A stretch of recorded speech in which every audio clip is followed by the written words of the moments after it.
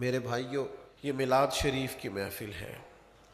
میلاد پاک اصطلاحی معنی کے لحاظ سے ایک انقلاب کا نام ہے، یعنی جب آپ نبی پاک علیہ السلام کا میلاد بیان کرتے ہیں تو اس کا مطلب یہ ہے کہ حضور علیہ السلام کے آنے سے قبل دنیا میں شرک تھا، اور جب نبی پاک صلی اللہ تعالیٰ علیہ وسلم کا میلاد ہو گیا تو پھر اللہ تعالیٰ نے دنیا کو توحید کی دولت عطا کر دی۔ حضور کی تشریف آوری سے پہلے غلاموں پر زیادتی اور ظلم ہوتا تھا، جب محبوب تشریف لے آئے تو غلاموں کو بھائی بنا دیا گیا۔ حضور کی تشریف آوری سے پہلے بیٹیاں زندہ دفن کر دی جاتی تھیں، لیکن جب کریم تشریف لے آئے تو بیٹیاں آنکھوں کی ٹھنڈک بن گئیں۔ حضور کی تشریف آوری سے پہلے لوگ اخلاقی طور پر بگڑے ہوئے تھے، اخلاقی انحطاط کا شکار تھے، ان میں بہت ساری کمزوریاں پائی جاتی تھیں، لیکن جب میلاد ہو گیا تو اللہ تعالیٰ نے انہیں اخلاق کی بلندیاں عطا فرما دی۔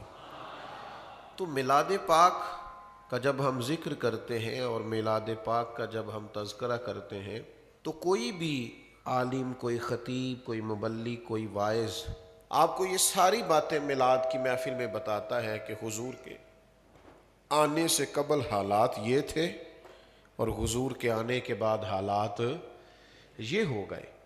تو اس مفہوم میں جب آپ میلاد کو لیتے ہیں تو پھر سمجھ آتی ہے کہ میلاد تو ایک انقلاب کا نام ہے، میلاد تو ایک بہت بڑی تبدیلی کا پیش خیمہ ہے۔ میلاد کا مطلب تو یہ ہے کہ اب دنیا ایک نیا رنگ، ایک نیا ڈھنگ، ایک نیا اجالا، ایک نیا حسن اور ایک نئے ولولے کے ساتھ چلے گی۔ حضور علیہ السلام کا میلاد ہونے کے بعد دنیا میں یکسر تبدیلیاں آ گئیں۔ جو آیہ کریمہ میں نے تلاوت کی ہے اس میں بھی اللہ تعالیٰ نے اس مضمون کو بیان کیا، فرمایا کما ارسلنا فیکم رسولا منکم، جیسا کہ ہم نے تمہیں میں سے تمہیں ایک رسول عطا فرمائے، یتلو علیکم آیاتنا، وہ محبوب کریں گے کیا؟ وہ تم پر ہماری آیتیں پڑھیں گے اور تمہیں پاک فرما دیں گے۔ وَيُزَكِّيكُمْ، تمہارا تزکیہ کر دیں گے، تمہیں پاک کر دیں گے۔ وَيُعَلِّمُكُمُ الْكِتَابَ وَالْحِكْمَةَ، محبوب تمہیں کتاب بھی سکھائیں گے اور حکمت بھی سکھائیں گے، تمہیں دانائی سکھائیں گے، معاملہ فہمی سکھائیں گے، جینے کا سلیقہ سکھائیں گے۔ پھر بات کو ایک جملے کے اندر بہت کھول دیا اور پورا بند بھی کر دیا، فرمایا وَيُعَلِّمُكُمْ مَا لَمْ تَكُونُوا تَعْلَمُونَ، تم جو نہیں نہ جانتے وہ سارا کچھ میرے محبوب تمہیں سکھا دیں گے۔ کائنات کے تمام علوم، کائنات کی تمام دانائیاں محبوب تمہیں سکھائیں گے۔ نبی پاک صلی اللہ تعالیٰ علیہ وآلہ وسلم جو انقلاب لے کے آئے تو اس انقلاب نے سب سے پہلا کام یہ کیا کہ یتلو علیکم آیاتنا ویزکیکم، محبوب تم پر آیات قرآن مجید کی تلاوت کریں گے اور تمہیں پاک کر دیں گے۔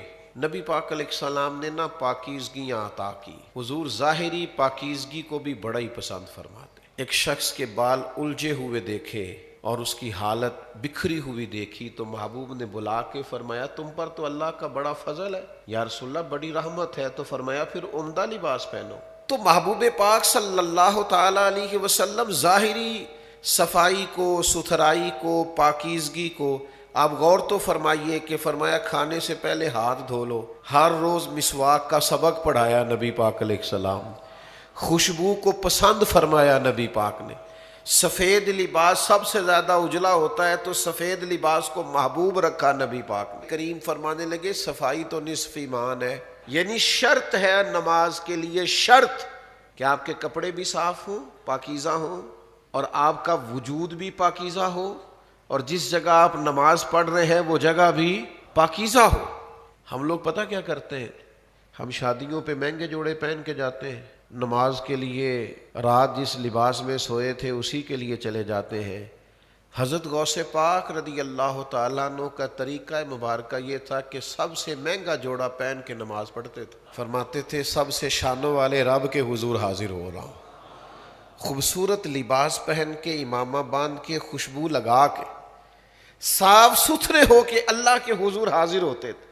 آپ پاکیزگی اختیار کر کے سجدہ کریں، ذوق بڑھ جائے گا، طبیعت میں شائستگی آئے گی، آپ کو محسوس ہوگا کہ آپ میں روحانیت زیادہ بڑھ رہی ہے، یہ چیز مددگار ثابت ہوگی عبادت میں۔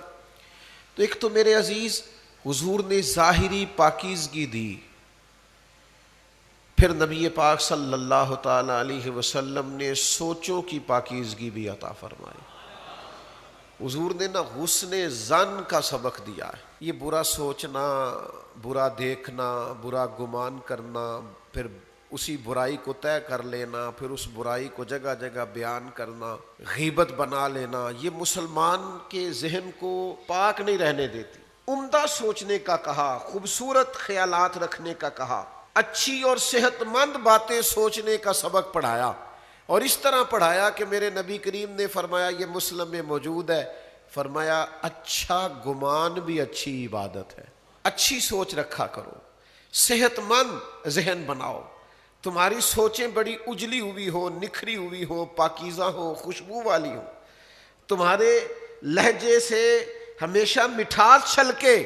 حضور 10 دن رکے ہیں طائف میں، پتھر مارے ہیں لوگوں نے، یعنی ایک بندے نے بھی اس وقت کلمہ نہیں پڑھا، ایک نے بھی پانی نہیں پوچھا، لیکن میرے نبی کریم علیہ السلام کے گمان کا حال یہ ہے کہ جب غلام عرض گزار ہوئے نا، یا رسول اللہ دعا کریں یہ تباہ ہو جائیں، تو محبوب نے دعا کی، یا اللہ انہیں ہدایت دے دے، یہ جانتے ہی نہیں یہ کیا کر رہے ہیں۔ یہ گمان دیکھنا، یہ سوچ دیکھنا، یہ ہماری تربیت کا رنگ دیکھنا، نوجوانوں غور کرنا۔ کریم فرمانے لگے اگر یہ نہیں نہ مانتے تو تباہی کی دعا پھر بھی نہیں کریں گے، یہ نہیں مانتے تو امید ہے ان کی نسلیں مان جائیں گی۔ آپ اگلی نسل کے بارے میں توقع کر لیں کہ بدل جائے گی، آپ اگلی نسل کے بارے میں ذہن بنا لیں کہ انقلاب آ جائے گا، آپ اپنی سوچوں کو تو عمدہ کریں۔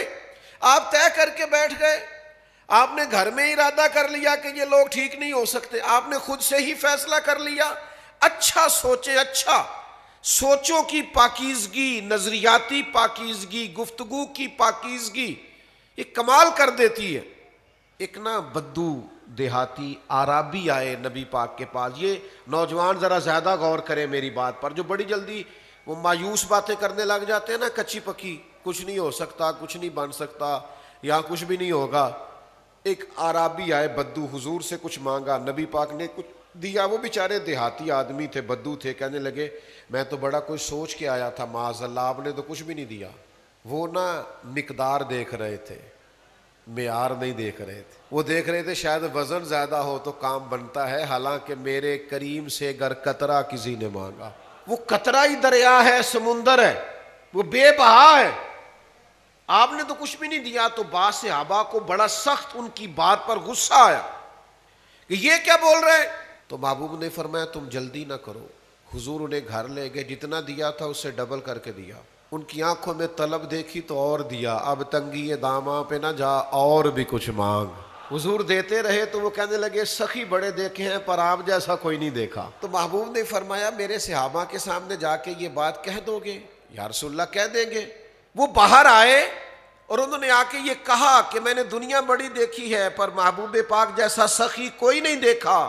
قربان جائیں، اب پتہ ہے حضور نے سوچے کیا بیان کی؟ قاضی ایاز رحمۃ اللہ علیہ نے لکھا ہے کہ حضور فرمانے لگے میری اور تمہاری مثال اس آدمی کی طرح ہے جس کی اونٹنی بھاگ گئی تھی، لوگ پکڑنے کے لیے دوڑتے تھے، کسی نے نیزہ اٹھایا، کسی نے تلوار اٹھائی، کسی نے ڈنڈا اٹھایا، کسی نے تیر اٹھایا، پر وہ کسی کے قابو نہیں آتی تھی۔ حضور فرماتے ہیں پھر اس کا اپنا مالک آ گیا، اس نے کہا چھوڑو تم نے بلا وجہ میری اونٹنی کو تکلیف دی۔ اس نے تھوڑا سا چارہ زمین سے اٹھایا، اونٹنی کو دکھایا، وہ دوڑی ہوئی آئی، اس نے پشت پہ ہاتھ پھیرا، بغیر کسی کی مدد کے اس پر سوار ہوا اور جاتے وقت کہہ گیا اونٹنی میری ہے، سنبھالنے کا طریقہ بھی مجھے ہی آتا ہے۔ گویا حضور فرمانے لگے امت میری ہے، اسے سنبھالنے کا طریقہ بھی محمد عربی کو ہی آتا ہے، مجھے پتہ ہے ان کو کیسے سنبھالنا ہے، کیسے تربیت کرنی۔ گفتگو ہمیشہ پاک صاف رکھیں۔ آپ کو پتہ ہے اسلام نے غیبت سے اس قدر زیادہ منع کیوں کیا ہے؟ اس لیے کہ غیبت یہ کسی کی عیب جوئی ہوتی ہے، یہ پاکیزہ گفتگو نہیں ہوتی، اسے زنا سے بھی زیادہ برا اور گندا فعل کہا گیا ہے۔ یعنی نبی پاک صلی اللہ تعالی علیہ وسلم نے بیہودہ گفتگو سے منع فرمایا، لا یعنی باتوں سے منع فرمایا۔ ہمارے لب و لہجوں میں، ہمارے انداز میں، ہمارے اٹھنے بیٹھنے میں مذاق کے نام پر، دل لگی کے نام پر بعض اوقات ایسی گفتگو ہو جاتی ہے جو شخصیت سے میچ نہیں کرتی، جو آدمی گفتگو کر رہا ہوتا ہے اس کی پرسنالٹی کے ساتھ میچ نہیں کرتی۔ اپنے لفظوں کو جچا تلا رکھیں، خوبصورت رکھیں، پاکیزہ رکھیں۔ میرے کریم بولتے تھے نا تو سیدہ عائشہ صدیقہ فرماتی ہیں حضور کے جملے اور لفظ گنے جا سکتے تھے۔ حضور دھیما بولتے، میٹھا بولتے، اور ایک بات دوسرے سے جدا ہوتی، اور محبوب کا لب و لہجہ اتنا حسین ہوتا کہ حضور بولتے جاتے اور جملے دلوں میں گھر کرتے چلے جاتے۔ آپ پاکیزہ بات کریں، آپ عمدہ بات کریں، آپ کوئی ایسی بات نہ کریں جو ذات کے لیے ہو، آپ مقاصد کی گفتگو کریں، معنی خیز بات کریں۔ کچھ لوگ بہت بولتے، ان کی گفتگو کا بھی وقار ختم ہو جاتا ہے۔ لوگ کہتے ہیں اس کو تو عادت ہے زیادہ باتیں کرنے کی۔ کچھ لوگ ہر بات کہنا چاہتے ہیں، ہر بات بھی کہنے کی نہیں ہوتی۔ نبی پاک صلی اللہ تعالی علیہ وسلم نے صحابہ سے پوچھا اس درخت کے بارے میں بتاؤ جس کی مثال مومن کی طرح۔ حضرت عبداللہ ابن عمر رضی اللہ تعالیٰ عنہ فرماتے ہیں کہ میں جواب دینا چاہتا تھا، مجھے علم تھا کہ وہ کھجور کا درخت ہے، لیکن میں نے جواب نہیں دیا۔ یہ ضروری نہیں ہے کہ آپ کے پاس معلومات کا خزانہ ہے تو اب آپ کسی بڑے کی پرواہ ہی نہیں کریں۔ فرماتے مجھے علم تھا کہ کھجور کا درخت ہے، حضور پوچھ رہے میں بتا سکتا تھا، لیکن فرماتے میں نے اس لیے نہیں بتایا کہ وہاں بڑے بڑے اکابر صحابہ موجود تھے۔ حضرت صدیق اکبر بھی بیٹھے تھے، فاروق اعظم بھی حاضر تھے، مولا علی بھی تشریف فرما تھے، وہاں سیدنا عثمان غنی بھی موجود تھے۔ تو میں نے کہا اتنے بڑے لوگ موجود ہیں تو میں نے اکابرین کی موجودگی میں گفتگو کرنا مناسب نہ جانا۔ یہ تربیت ہے حضور کی دی ہوئی، اس کو سمجھیے گا۔ ہم محسوس ہی نہیں کرتے کہاں کیا کہنا چاہیے تھا۔ لفظوں پر تھوڑی پابندی ہونی چاہیے، جملے ذرا پاکیزہ ہونے چاہیے، انداز فکر ذرا دھلا ہوا ہونا چاہیے۔ بات اگرچہ بے سلیقہ ہو کلیم، پر بات کرنے کو سلیقہ چاہیے۔ آپ خوبصورت الفاظ کے چناؤ سے پاکیزہ گفتگو کریں۔ کوئی کمزور بات، میں کیسے آپ کی خدمت میں بات عرض کروں کہ یہ ہمارا دینی اسٹیج جب اس پر لوگ بازاری زبان استعمال کرتے ہیں اور یہاں بیٹھ کر ایسے جملے بولتے ہیں جو ان کی شخصیت سے میچ نہیں کرتے، تو پھر قوم اس سے وہ والا سبق حاصل نہیں کر پاتی جو انہیں حاصل کرنا چاہیے۔ آپ کی گفتگو حسین ہو۔ یہ دیکھیے نا، دو بھائی ہوں، مثال دے رہا ہوں سمجھانے کے لیے۔ دو بھائی ہیں، چھوٹے کی تعلیم بھی زیادہ ہے اور نوکری بھی اچھی ہے اور اس کے پاس پیسے بھی زیادہ ہیں، اور بڑا جو ہے وہ نہ بڑی ڈگری حاصل کر سکا ہے، نہ اچھا کاروبار کر سکا ہے، نہ زیادہ دولت جمع کر سکا۔ اب دونوں اکٹھے بیٹھے ہوں تو ان دونوں سے پوچھا جائے کہ آپ میں سے بڑا کون ہے، تو اس سے کیا مراد ہوتا ہے؟ عمر ہی مراد ہوتی ہے نا۔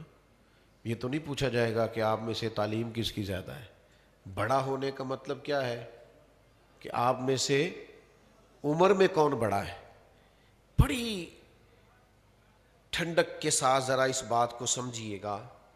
حضرت عباس رضی اللہ تعالیٰ عنہ میرے کریم نبی صلی اللہ علیہ وسلم کے چچا ہیں۔ ایک شخص نے ان سے سوال کیا کہ آپ بڑے ہیں کہ حضور؟ تو وہ جو پوچھنے والا ہے نا، وہ عمر پوچھ رہا تھا،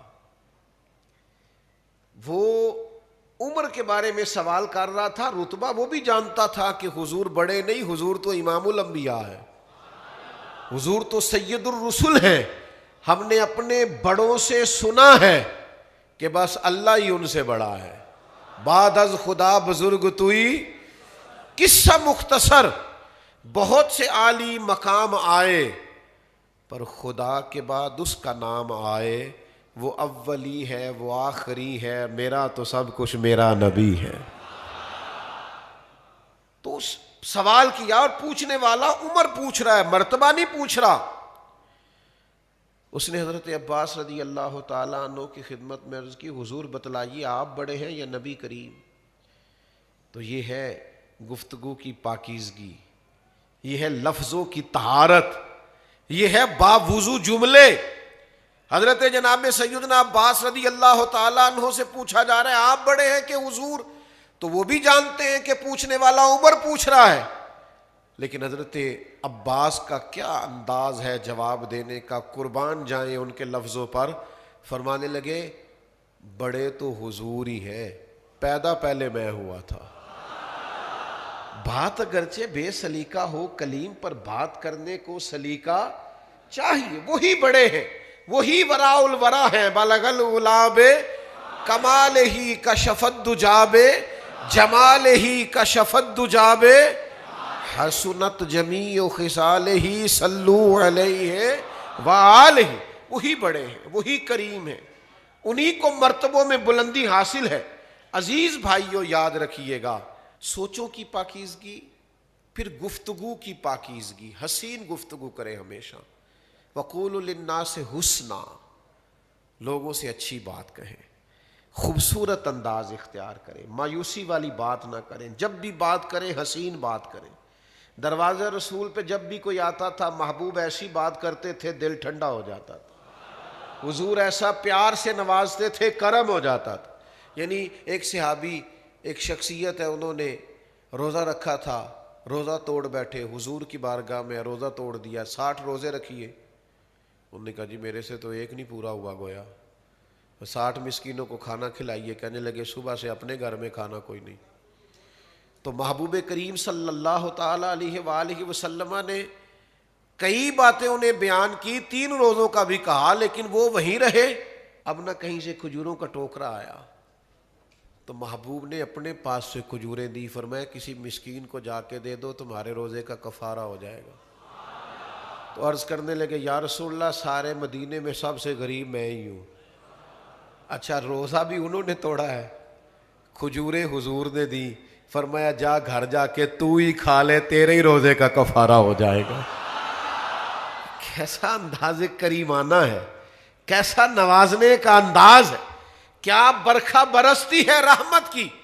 تو پاکیزہ بات۔ اور پھر نبی کریم نے ہمیں سکھایا ہے کہ دلوں کو ہمیشہ صاف رکھنا ہے۔ جب کسی کو معاف کریں تو صحیح والا کریں، جب کسی سے صلح کریں تو صحیح والی کریں، جب کسی سے سینہ ملائیں تو کینہ دور کر کے ملائیں، جب کسی کو بھائی کہیں تو دل و جان سے کہیں۔ یہ نہ ہو کہ جی میں نے فلانے کے کہنے پہ صلح تو کر لی ہے، پر جب میرے دانت کے نیچے آئے گا نا تو پھر میں نے دبانا ہے، یہ نہ کریں۔ دل پورا صاف ہو۔ یہ جو دل ہے نا یہ محبوب کے رہنے کی جگہ ہے۔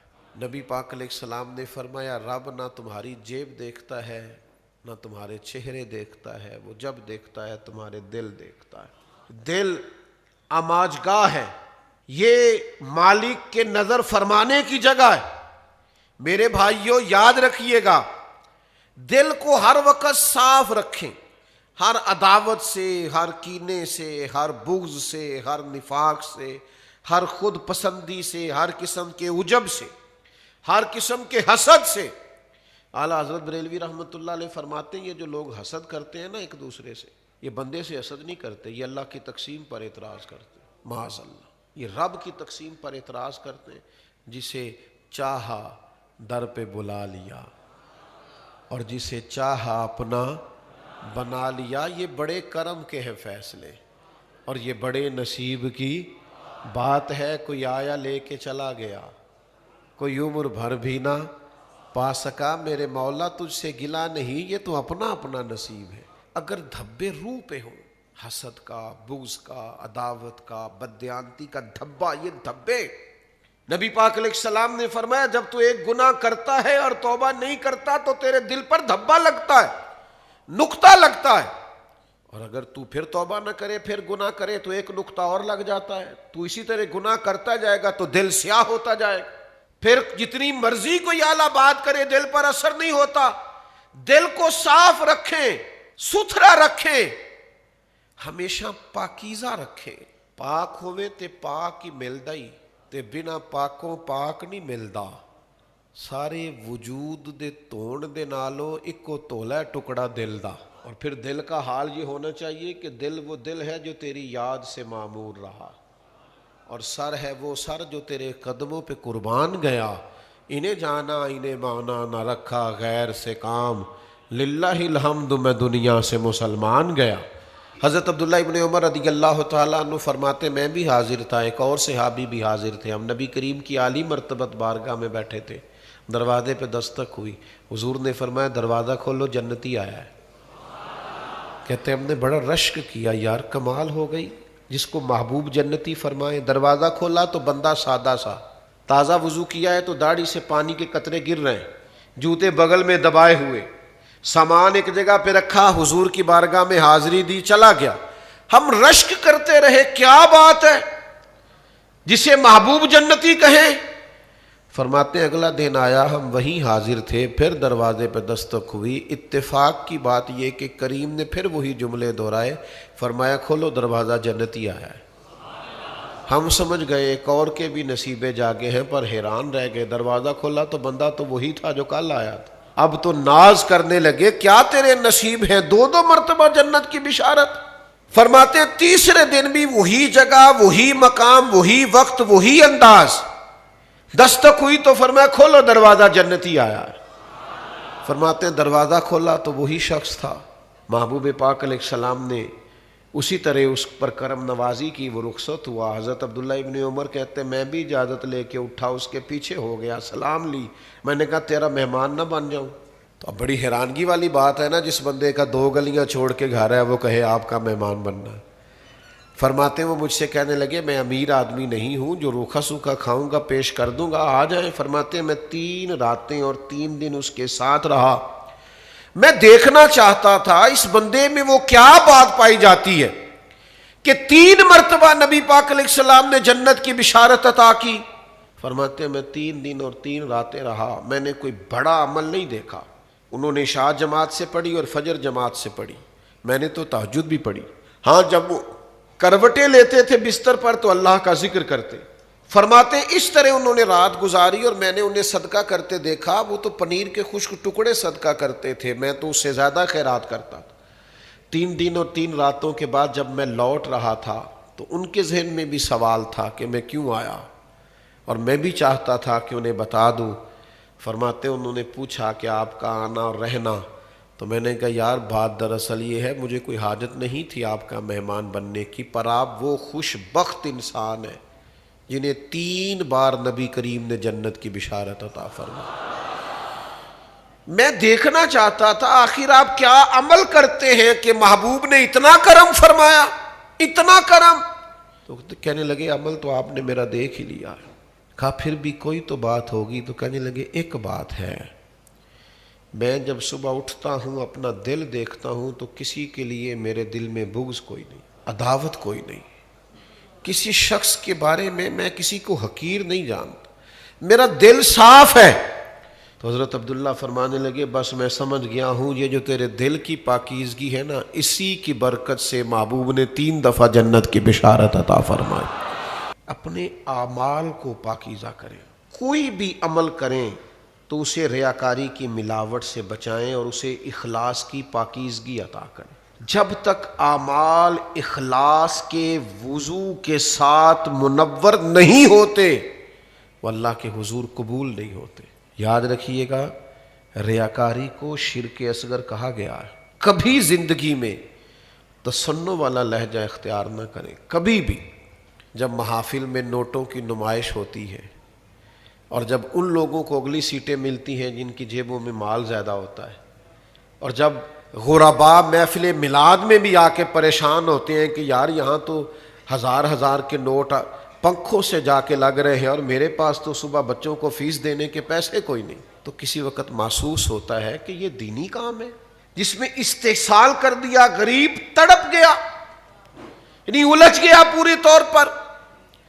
آپ نے جب کسی کو اللہ کی رضا کے لیے کچھ دیتے بھی، ایک آٹے کا تھیلا اور 25 تصویریں بنا لی، تو مجھے بتلائیے اس عمل میں پاکیزگی رہی؟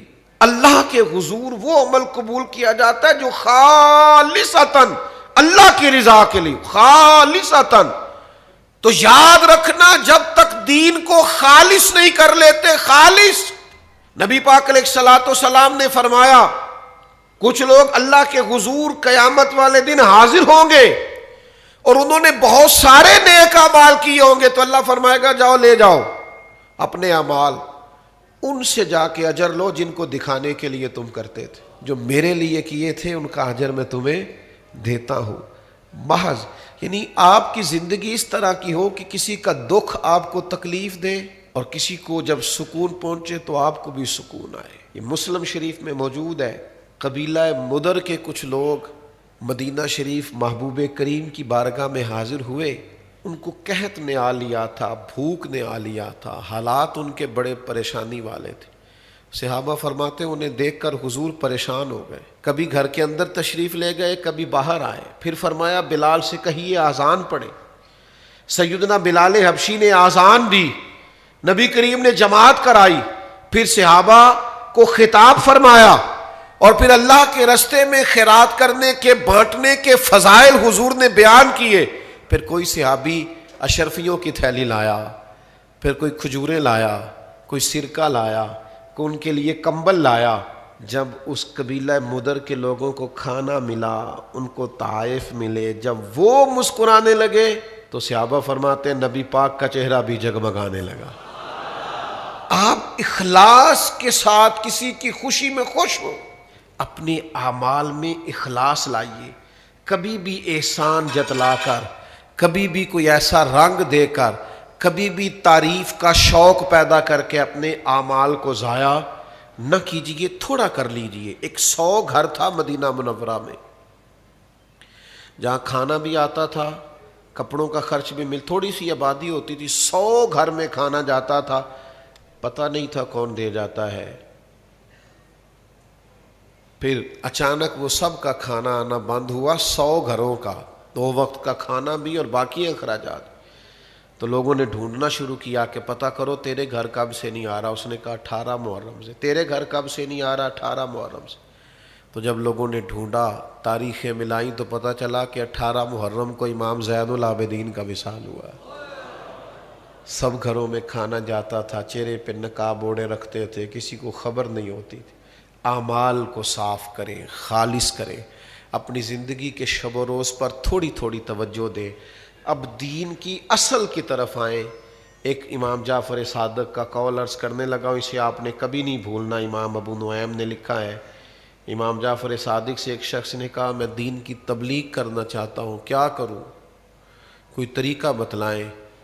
تو امام جعفر صادق رضی اللہ تعالیٰ عنہ فرمانے لگے دین کی تبلیغ کرنے کا ایک ہی طریقہ ہے کہ تو دین پہ عمل کرنا شروع کر دے، تبلیغ ہونی شروع ہو جائے گی، لوگوں کو پتہ چلنا شروع ہو جائے گا۔ اللہ ہمیں سمجھ عطا فرمائے۔